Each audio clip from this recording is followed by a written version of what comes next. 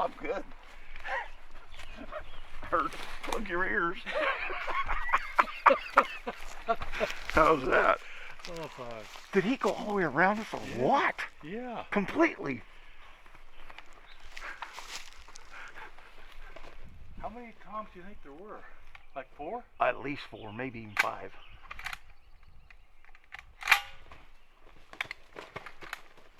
Oh, that's pretty awesome.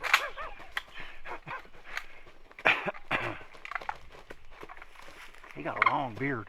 Did you see him when he come across there? Yeah.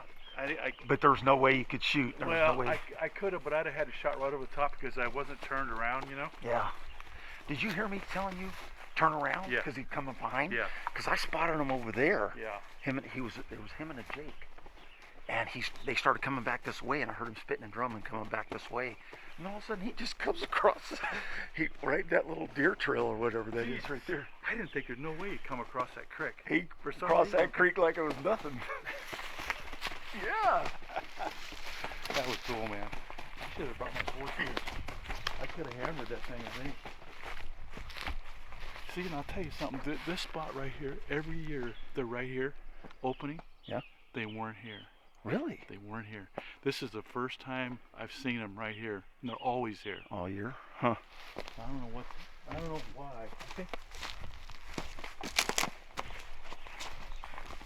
Did you get anything on camera at all?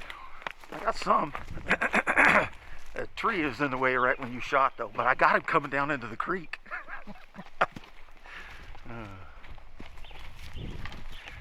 He was doing it like it was April 1st instead of May 1st. I know. Yeah. They were pretty hot. They're fired up for sure. Oh yeah. Nice bird. Yeah. Bird. He had a big old, nice spurs. He had a big old beard, I know that. That was cool. I couldn't, you know what though? I didn't get the whole show, you know, because I couldn't see real good from where I was at when he was coming down here. Right. He said he was crossing the creek. I couldn't see him. You couldn't?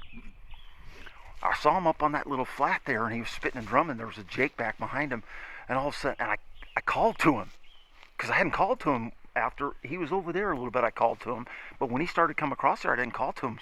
He got behind some of those trees where he couldn't see me. I started calling to him, and he just right through that, wow. right across that deer trail right there, and come right over, right in that creek. And the next thing I heard was, "Plug your ears." I hate that. I don't know if I'm gonna get you or not, but I tried to get forward. Yeah. Well, there was that huge limb. That covered me from everything. When he went behind the tree, that's when I raised my gun. He couldn't see me. No, he was down in there. Joe Slayton here with Mr. Eric Johnson, outdoor sportsman. Eric called me, was it yesterday or the day before? Yeah, day before. Day before. I said, "Hey, you want to go hunting Saturday?" I said, I got a buddy who I'd planned on taking, and then for this Saturday, and he said, he called me, my buddy called me yesterday, said, "I can't go, my wife has some stuff for me to do." So I called Eric, "Hey, you want to call her?" He said, "Yeah, sure. Let's meet up. Be at Valley Springs at 4:15. So anyway, we got up in here this morning, and as we're walking in, Eric said he didn't know exactly where they roosted, but this is usually where they roost. So we started heading over here, and about halfway we heard a turkey gobble. We got in pretty close, and I was waiting. It started getting light, and I was waiting for a hen to start calling in the tree before I started calling. Next thing I know, there was turkey on the ground, gobbler on the ground. And there was at least, we had talked about probably at least 4 and probably 5. Yeah, at least 4 and maybe 5. And so, but as soon as they hit the ground, they just headed east, man. They were in a hurry going somewhere. They'd gobble to me, but they just would not come. We still had another bird up on the ridge, 1 or 2 at least, on the ridge that was gobbling back, so I knew we were still in the game. And then it sounded like the birds started coming back from the way they went. And then I started hearing some other birds over here. And so, anyway, the turkey started coming, getting closer. And then I started hearing spitting and drumming. I told Eric, point that way. The bird's coming in. Next thing I see, he said something. I heard him say something. The next thing I see, there's a white head cutting across here, and moving. I mean, the turkey was running. He didn't look spooked, but he was running for something. And Jake was following him. He gets across a little creek and starts gobbling. And I start calling to him. We started gobbling. All of a sudden, I hear him spitting and drumming. I look back behind us across the creek, completely 180 behind us. We were facing that way. He was 180 degrees behind us.